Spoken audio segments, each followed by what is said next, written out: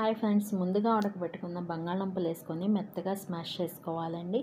అలాగే సన్నగా కట్ చేసి పెట్టుకున్న పచ్చిమిరపకాయలు, కొత్తిమీర, పుదీనాకు, కరివేపాకు, ఉల్లిపాయలు కూడా సన్నగా కట్ చేసి పెట్టుకోవాలి. ఉల్లిపాయలు వేసుకోవాలండి. 1 స్పూన్ జీలకర్ర వేసుకోవాలి. సాల్ట్ 1 స్పూన్, టేస్ట్కి సరిపడా సాల్ట్ వేసుకోవాలి. కారం వేసుకోవాలి. పచ్చి కొబ్బరి, తురుముకున్న పచ్చి కొబ్బరి వేసుకోవాలి.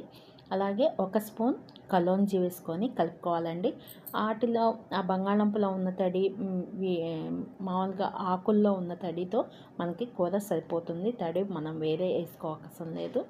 అలాగే 1 కప్పు గోధుమ పిండి వేసుకొని, ఉప్పు వేసుకొని, కొంచెం వేడిని పాలండి, కొద్దిగా లైట్గా వేడిగా ఉండాలి. ఆ పాలతో మనం చపాతీ పిండి కలుపుకోవాలి. పాలతో, గోరువెచ్చని పాలతో చపాతీ పిండి కలుపుకుంటే చక్కగా పొంగుతుందండి, బాగా వస్తుంది. ఇదిగోండి, ఇప్పుడు మనం మామూలుగా చపాతీని తయారు చేసుకోవాలి.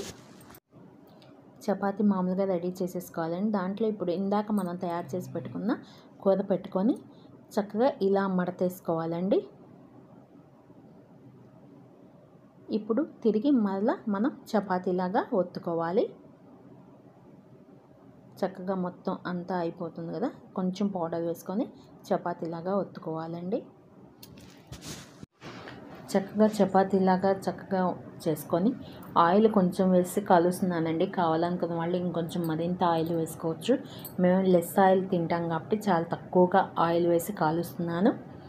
ఓపెన్ చేస్తే చక్కగా మీకు పిండి లోపల, చపాతీ లోపల ఉన్న కూర కూడా ఉడికి చక్కగా బాగుంటుంది. Thank you.